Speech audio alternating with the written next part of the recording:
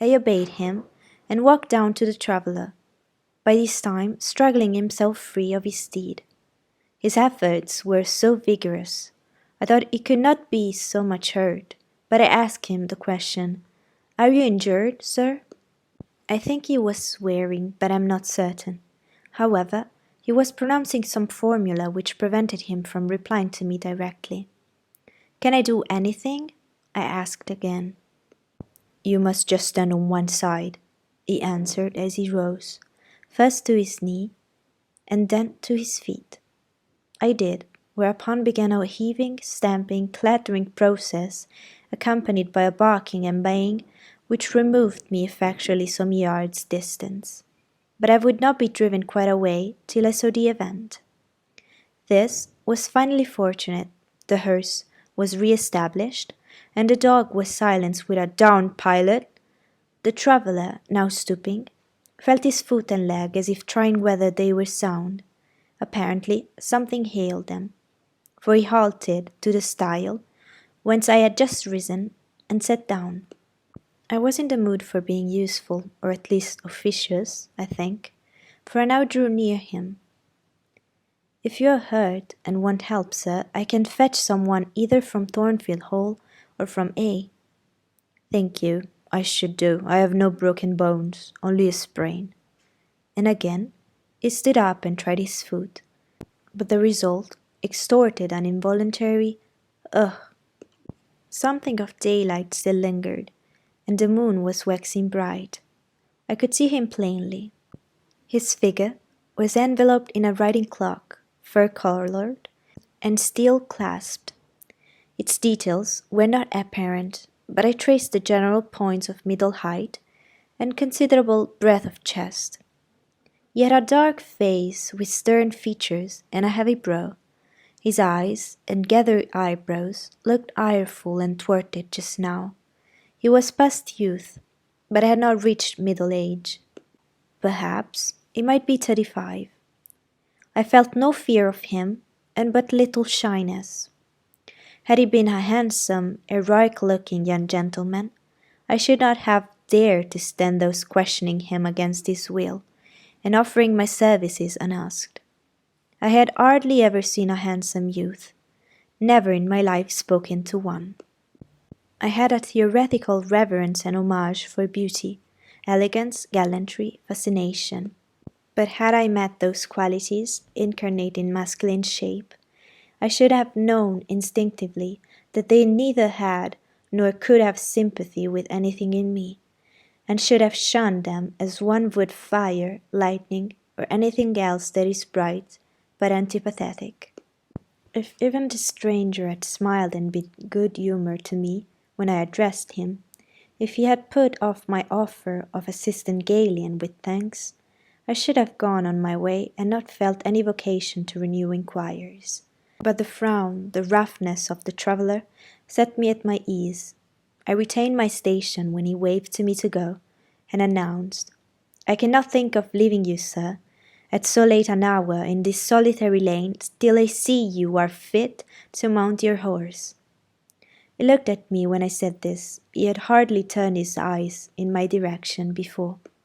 "I should think you ought to be at home yourself," said he. "If you have a home in this neighbourhood, where do you come from?" "From just below, and I am not at all afraid of being out late when it is moonlight. I will run over to Hay for you with pleasure if you wish it. Indeed, I am going there to post a letter." "You live just below? Do you mean at that house with the battlements?" Pointing to Thornfield Hall, on which the moon cast a hoary gleam, bringing it out distinct and pale from the woods, that by contrast with the western sky, now seemed one mass of shadow. "Yes, sir." "Whose house is it?" "Mr. Rochester's." "Do you know Mr. Rochester?" "No, I have never seen him." "Is not a resident, then?" "No." "Can you tell me where he is?" "I cannot." "You are not a servant at the Hall, of course. You are—" He stopped, ran his eyes over my dress, which as usual was quite simple, a black merino cloak, a black beaver bonnet. neither of them half fine enough for a lady's maid. He seemed puzzled to decide what I was. I helped him. I'm the governess. Ah, the governess, he repeated. Deuce take me if I had not forgotten the governess. And again my raiment underwent scrutiny. In 2 minutes he rose from the stile. His face expressed pain when he tried to move. I cannot commission you to fetch help, he said, but you may help me a little yourself, if you will be so kind.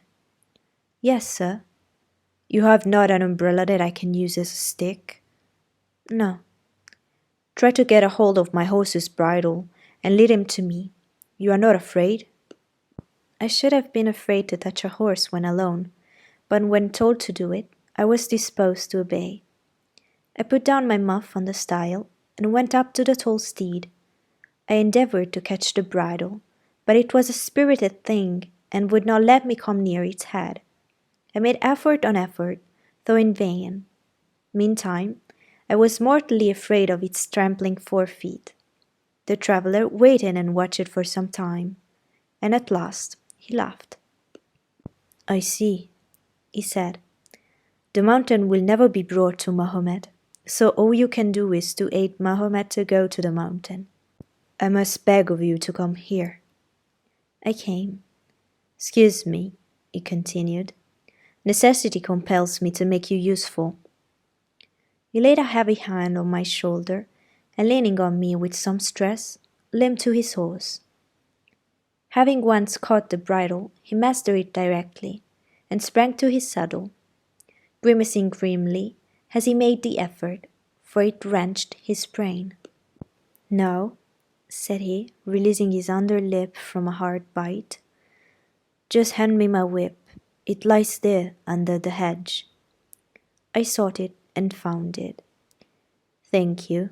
Now make haste with the letter to Hay, and return as fast as you can. A touch of a spurred heel made his horse first start and rear, and then bound away. The dog rushed in his traces. All three vanished. Like heat that, in the wilderness, the wild wind whirls away. I took up my muff and walked on. The incident had occurred and was gone for me. It was an incident of no moment, no romance, no interest, in a sense. Yet it marked with change one single hour of a monotonous life. My help had been needed and claimed. I had given it. I was pleased to have done something, trivial, transitory though the deed was. It was yet an active thing, and I was weary of an existence all passive. The new face, too, was like a new picture introduced to the gallery of memory, and it was dissimilar to all the others hanging there. Firstly, because it was masculine, and secondly, because it was dark, strong, and stern. I had it still before me when I entered Hay, and slipped the letter into the post office. I saw it as I walked fast downhill all the way home. When I came to the stile, I stopped a minute, looked round and listened, with an idea that a horse's hoofs might ring on the causeway again, and that a rider in a cloak and a Gytrash-like Newfoundland dog might be again apparent. I saw only the edge and a pollard willow before me, rising up still and straight to meet the moonbeams.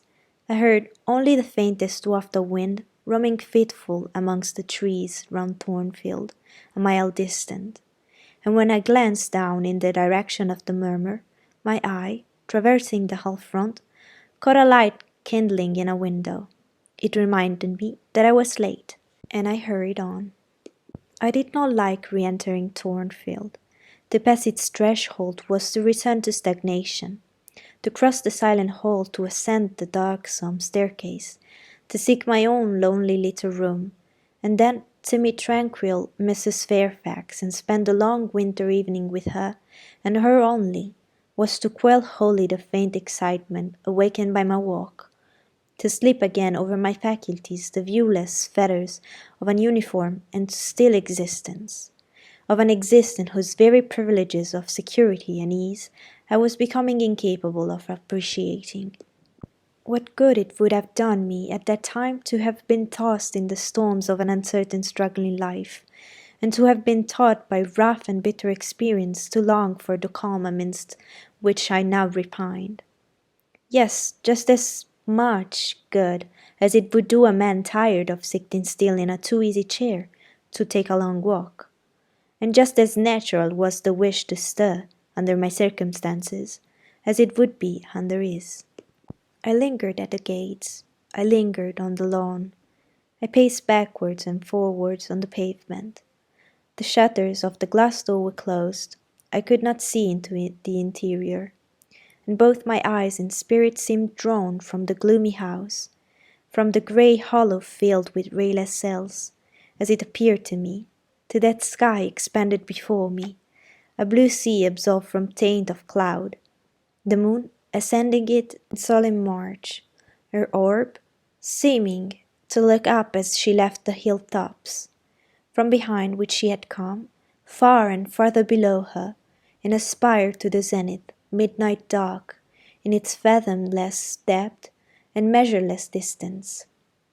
And for those trembling stars that followed her course, they made my heart tremble, my veins glow when I view them. Little things recall us to earth. The clock struck in the hall. That sufficed. I turned from the moon and stars, opened the side door, and went in. The hall was not dark, not yet was it lit, only by the high-hung bronze lamp. A warm glow suffused both it and the lower steps of the oak staircase. This ruddy shine issued from the great dining-room, whose two-leaved door stood open, and showed a genial fire in the grate, glancing on the marble hearth and brass fire irons, and revealing purple draperies and polished furniture in the most pleasant radiance. It revealed, too, a group near the mantelpiece. I had scarcely caught it, and scarcely become aware of a cheerful mingling of voices, amongst which I seemed to distinguish the tones of Adele, when the door closed. I hastened to Mrs. Fairfax's room. There was a fire there too, but no candle, and no Mrs. Fairfax. Instead, all alone sitting upright on the rug, and gazing with gravity at the blaze, I beheld a great black and white long-haired dog, just like the Gytrash of the lane. It was so like it that I went forward and said, "Pilot?" And the thing got up and came to me and snuffed me. I caressed him, and he wagged his great tail, but he looked an eerie creature to be alone with, and I could not tell whence he had come. I rang the bell, for I wanted a candle, and I wanted to get an account of the visitant. Leah entered. "What dog is this?" "He came with master." "With whom?" "With master. Mr. Rochester, he just arrived." "Indeed, and is Mrs. Fairfax with him?" "Yes, and Miss Adela. They are in the dining-room, and John is gone for a surgeon, for master has had an accident. His horse fell, and his ankle was sprained." "Did the horse fall in Hale Inn?" "Yes, coming down the hill, it slipped on some ice." "Oh, bring me a candle, will you, Leah?" Leah brought it, as she entered, followed by Mrs. Fairfax, who repeated the news, adding that Mr. Carter, the surgeon, was come, and was now with Mr. Rochester. Then she hurried out to give orders about tea, and I went upstairs to take off my things.